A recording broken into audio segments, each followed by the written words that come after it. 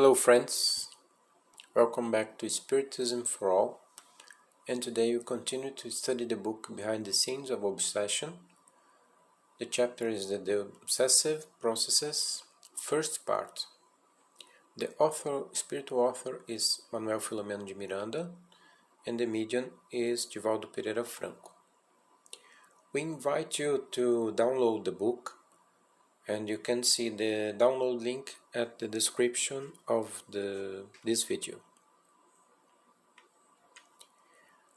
As the assistance services to Mariana continued, it became indispensable to remove the deep roots of the obsession that through Guilherme's links with Theophrastus became more complex.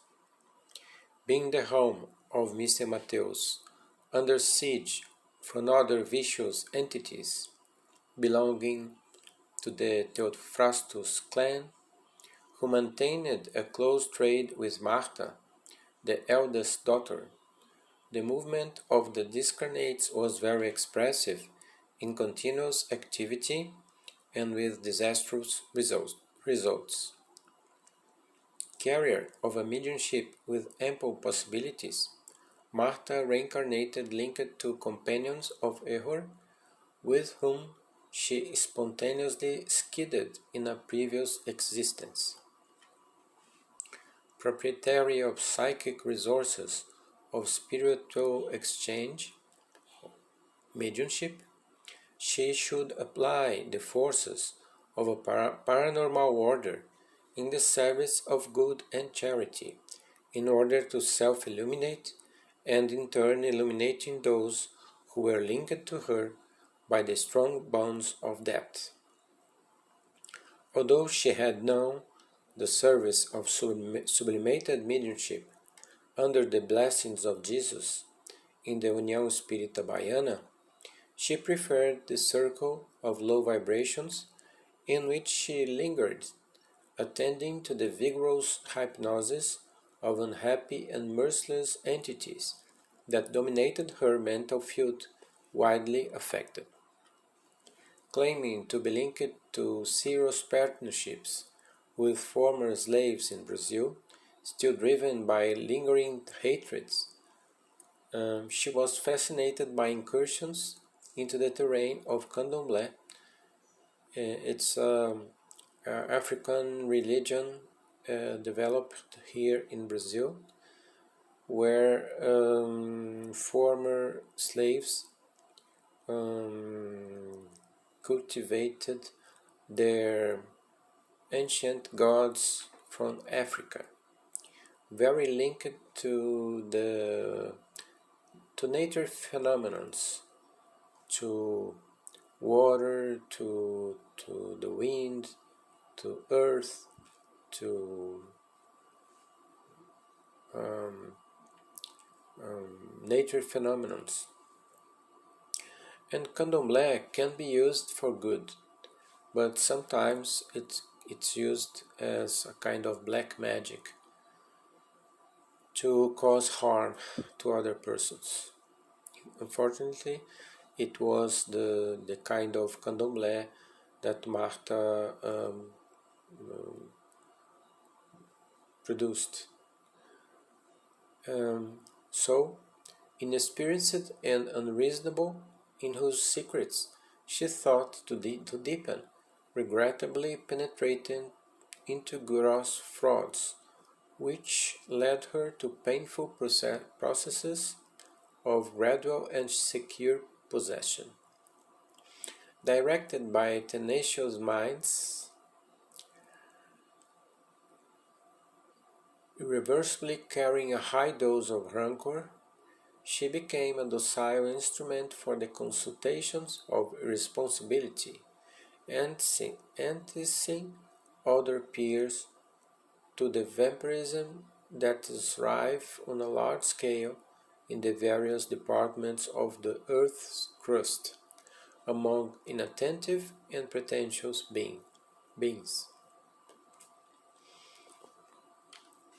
Not infrequently led by the notorious spiritual instigators of rebellion, she used to penetrate late at night through the necropolises of the city in search of human remains for the unfortunate services to which she was dedicated, leading back home through legions of revolted sufferers who were linked to her in a long disturbing process that she did not realize at the moment, fascinated as she was by her own nonsense.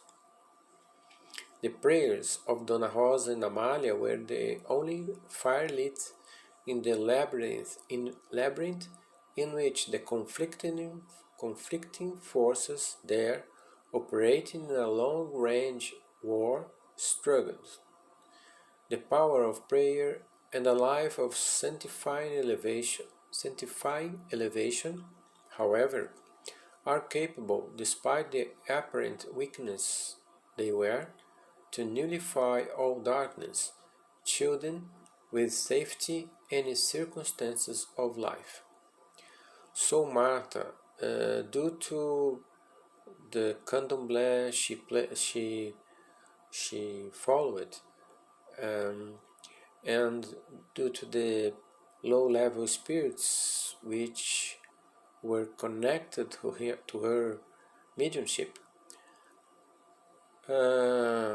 she brought at home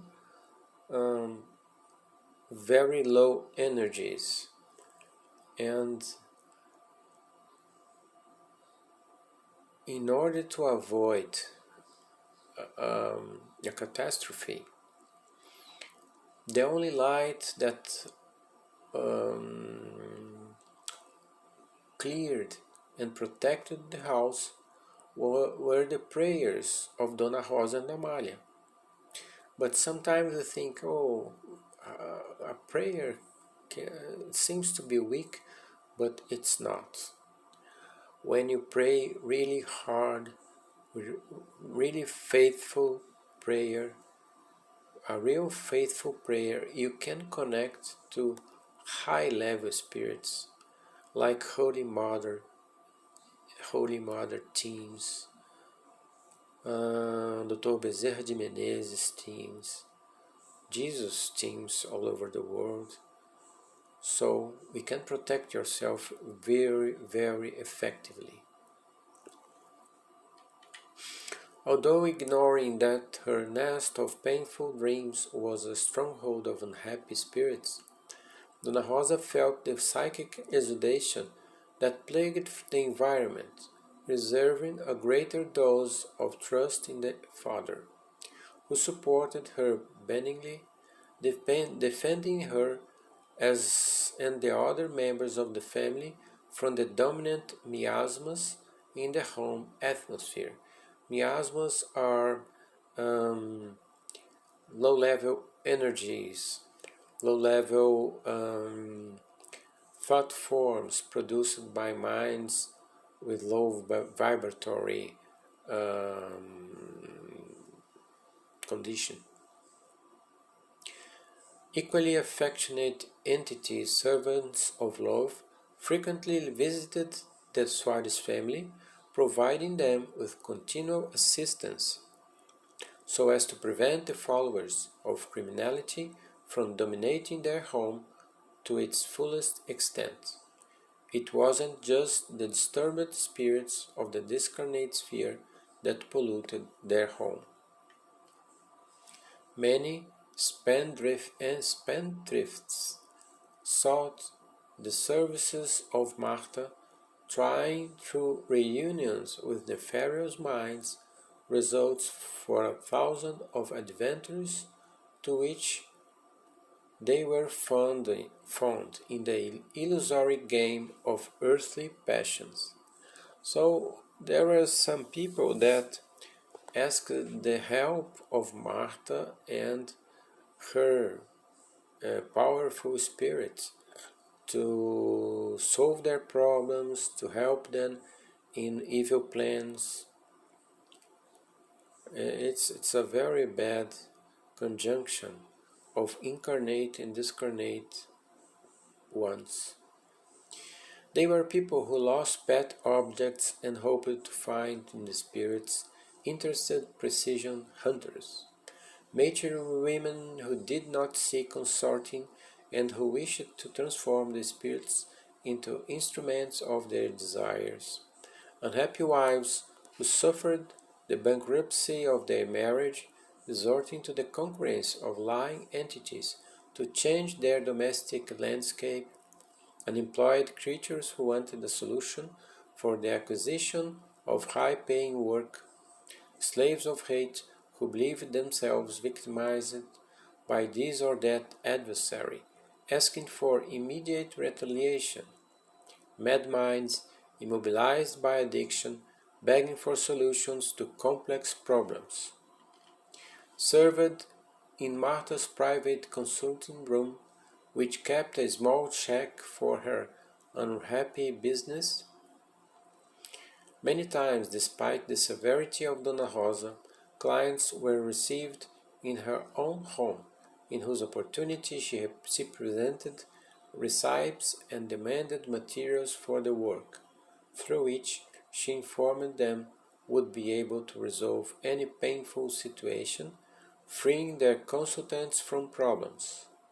Carrier of tormented somnambulistic psychophony, clairvoyance, and audience directed by cruel disembodied executioners, the obsessed was related to idle spirits who provided secure information about their visitors, information that pleasantly surprised those who thought her selfish and frivolous. Always eager for news, without the interest to know the reality of the spiritual life after the grave, people still prefer the Spiritist reality to know only what they consider fantastic and supernatural, voluntarily insisting on remaining in error. So they were fascinated when the sensitive explained the various problems to them, detailing particulars and presenting easy and magical solutions for them. It is true that the spirits, although disturbed in themselves, can make incursions into the material terrain and find out many things in the physical plane in which the men linger, since death has not snatched their intelligence nor nullified their reasoning. They are obviously capable of accompanying creatures, giving them assistance and learning about the occurrences of the human path, presenting detailed reports as if they had been able by strange spells to possess the gift of knowledge. Succeeding in the first attempt, that of information, the other plans produced through consecration in the invigilators, who delight in the law of least effort, and who still reserve the right to maintain captivity, which, although disappeared from earth, continues in other circles of the spirit world in pitiful processes. Even today, it is very common to hear those who say they have a spirit at their service, which helps them, serving them with dog loyalty. They are invariably linked to former slaves that discarnation did not free, and who continue, in their ignorance of the realities of life, in a vicious interchange with the earth's consciences, or dominated or dominating, which also occurs, thus modifying the type of slavery which is the predominance of the discarnate of the incarnate, almost always in deep disturbance. Vain men do not pay attention to the duty of solidarity or charity, considering themselves creditors of aid and help that they are far from deserving. Asphyxiated by their subduer self, they assume that life should serve them, and that organic clay is the building for their supreme pleasure. In these men and women, unaware of the reality of the beyond, the free and full of ironic consciences, establish yokes of domination that degenerate into disease of difficult etiology for human medicine, and that do not even end with the advent of discarnation. There appears, however, clear and pure the lessons of Christianity, now revived in the Spiritist doctrine, claiming about the responsibilities of each one in relation to himself and to his neighbor. Jesus' thoughts vibrate, torn from the silence of the centuries, inviting us to love, to the sanctification of life. Sublime voices of immortality proclaim the age of light fighting against darkness. Discarnate venerable ones return and revive the immortal concepts of truth, singing the excellency of the commandments. Excellent conclusions as to the causes and effects of suffering and actions are presented by ancient celebrations that they would dignify existence among men. Dear dead friends rise from the empty tomb to comfort and cheer, boosting moral and spurring duty. Guides and conductors of humanity have reassumed the direction of the earth thought, preaching hopes, dissolving doubts, shaping guidelines for peace. Workers of compassion return and take from men's hands, with intangible hands, to lead them to right attitudes. And a symphony of blessings in the form of a melody of justice, love, and charity involves humanity, as if the angels of the holy night of Christmas to repeat again, "Glory to God in the highest, and peace on earth among men of good will." The ears of creatures, however, before the thunder of despair, the eyes burned by the fire of passions, the feelings burned by the emptiness of voluptuousness, and the brains burned by the hunger of power, seem not to register such a sublime seeding of light, not to feel such a grandiose epic of life. The triumph of the Comforter promised by Jesus, now among us, the Spiritism, has not yet reached its climax, but he, repeating the voices of heaven, will continue in the search of the truth, sowing blessings, albeit small harvests of love, and will remain until the end of time. The mission of Spiritism is the same as that of Christianity in the first shining hours of the path and the arenas, to lift man from the abyss of the I and lift him to the heights of brotherhood, after having climbed the mountain of redemptive evangelical sublimation. During the transitory period of he prepares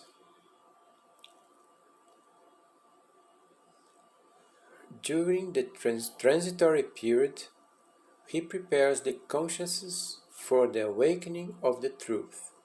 Saturated with outrageous vibrations, the human spirit will think invaded by an incomparable thirst for renewal, the ineffable sources of good, plunging himself for a long time in its refreshing waters.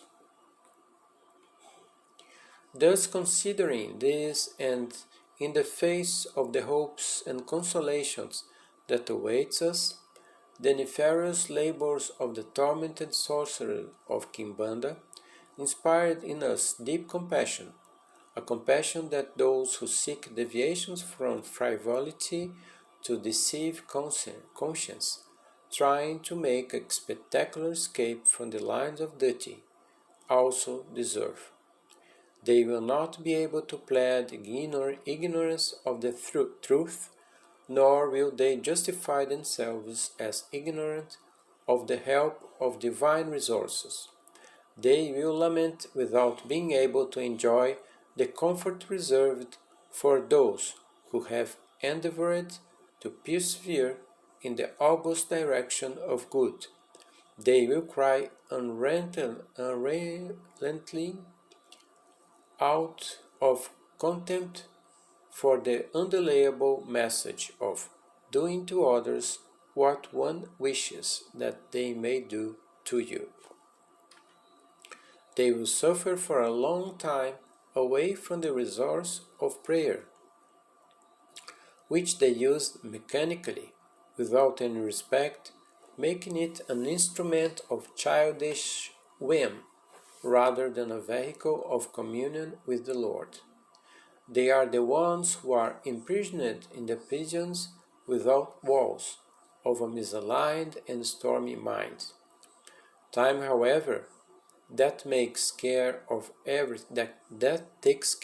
everything, will take care of the foolishness with the same mastery that frees the humble, the peacemakers, the simple of heart, heirs of the earth. Now, with the progress of the relief operations at the Suarez family home, Brother Theophrastus had been informed by his associates residing there of the directions taken by the dominant processes, which until then had rested in his eager and hard hands. In view of this, Brother Saturnino had scheduled a new spiritual meeting through the medium Moraes, in which an interview would be attempted with the old magician of Juan, who would have activities on the agenda for the dawn of the next day in the amphitheater that we already know. At the appointed time, through an astral projection during sleep time, we found ourselves in the precinct of mediumistic tasks of our house of prayer, led by Brother Ambrosio, there facing the other members of the ongoing tasks, with the exception of Brother Guilherme, who had been taken days before to a proper place of rest and spiritual recovery. After the moving prayer offered by Brother Saturnino, he explained the objectives of the meeting, which should lead to a personal encounter with Brother Theophrastus, and whose guidance would be given by the benefactor Glaucus, responsible for the activity that seemed to us to be large, considering the need to enter once again the amphitheater, after all the painful exhibitions, to maintain an interview with the genius of the shadows. Our group was constituted by Brother Glaucus, Saturnino, Ambrosio, messengers trained in a task of such magnitude, and by us others, using astral projection while asleep, Petitinga, the Medium Moraes, and us, Manoel Philomeno. Taking the vehicle that took us to the region where the place of the unfortunate occurrences is located, we approached a small agitated group that discussed in loud voices. An obsessor reported, "Today we will have a formidable spectacle. I was informed, since Vespers, by a diligent friend who is aware of the occurrences here, and I could not miss it. I need to learn and use the resources of modern techniques to do justice." Shrill laughter resounded sarcastically. Another unfortunate stalker, who had an emaciated and disfigured face showing his intimate condition, grunted. Today's case, like previous ones, belongs to the force of justice. Among us, the law has a punitive function, no correction, no pity. Whoever hurts will be hurt, and that's it. A lady who was characterized by her sloppy appearance, with deep dark circles under her eyes, gasping nostrils, and thin, pursed lips, with a criminal face, harangued, I personally know the offender who today will begin to experience the rigor of justice. I'm anxious. Let's not waste time. Let's go in." In loud mockery they headed for the front door and disappeared into the agitated crowd. What's worth mentioning is that they all refer to justice. Oblivious to their own conditions, they became judges of others, hungry as if they were balanced. Crazed in the havens of the revenge, they rely on the false concept of justice in their own hands, slipping into heinous crimes that will surprise them later on, receiving them in the meshes of the inexorable law of evolution. The moment, however, did not allow considerations of such a nature. Gently warned by Saturnino, we gathered in prayer, and observing the deleterious energies with which we would modify our spiritual psychosphere, gasping under the empire of emanations of low vibratory content, breathing with difficulty, with the appearance somewhat disfigured, so as not to call the attention as a group, we approached the entrance, crossing the tourniquet in which the psychovibrometer was installed. The unbearable internal environment was laden with smoke and nauseating, suffocating vapors. Heavy lights fell in strong tones, projected towards the center where the spectacles would take place. The crowd of jokers was considerable. Insults and vulgar expressions exploded in a loud horror from all directions. The incarnate ones, some of them frightened, others voluptuous, took part in the crowded galleries. Brother Saturnino, always kind, explained thus that it's necessary to consider that there were many incarnate spirits spontaneously present that used to be regular participants in shows of that kind, spirits acclimated to the inferior regions from where they came, before reincarnation, in the carnal body find coarse elements to feast on, keeping in tune with those who stayed behind. Others, less informed, have joined with the unhappy minds that swarm everywhere, and in their waking hours they feed on the depressing and oppressive thoughts derived from animal-like pleasures. They linger, gathering there in the brief hours of partial astral projection while asleep to indulge themselves the most brutal appetites. Inveterate, sex-addicted, disturbed in their sexual functions, alcoholics, morphine addicts, cocaine addicts, opiate addicts, and others who have the centers of reason anesthetized by the fixed idea of self-pleasure, in perfect communion, assimilating and eliminating the vitiate vibrations of their constant mental constructions, of which they are a permanent object. An explanation today with the ease of unbridled use of narcotics, various barbiturates, and other hallucinogens, in which a significant amount of minds are disturbed, in the characteristic states of trance, these spirits thicken enclosures like the one we refer to, becoming slaves to others' addicted minds that indulge themselves in their morbid emanations. Spiritual Author's Note. Continuing.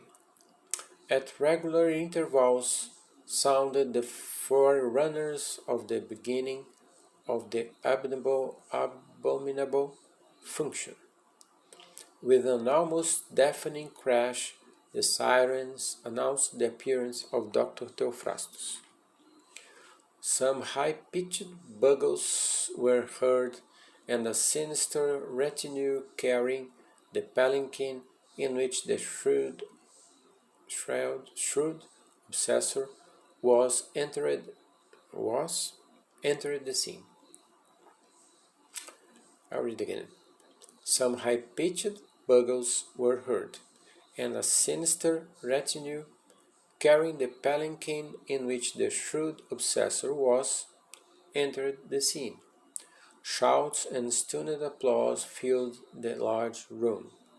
Impassible, like a mighty king of impiety, visiting a large colony of unhappy vassals or repellent slaves, after the circuit in which the ovation also seemed like hoots, the strange mole that accompanied it, in which sinisterly dressed halberdiers appeared, stopped, and the magician, taking a studied attitude, abandoned the ridiculously adorned hammock, and with a brilliant eagle's eye glanced around defiantly, settling himself in a high-backed chair, as if it were a throne, in a central position from which he could direct the ceremonies. Foam silence descended on the amphitheatre. A ridiculous master of ceremonies, more similar to old court buffoons, with a hard, hollow face, took a small microphone and began to speak. The hoarse voice was a mockery of a laudatory speech to the figure of Dr. Theophrastus. "He is our justice representative," he said, among other considerations, "in the circles in which we find ourselves. Of course, he doesn't represent all the justice.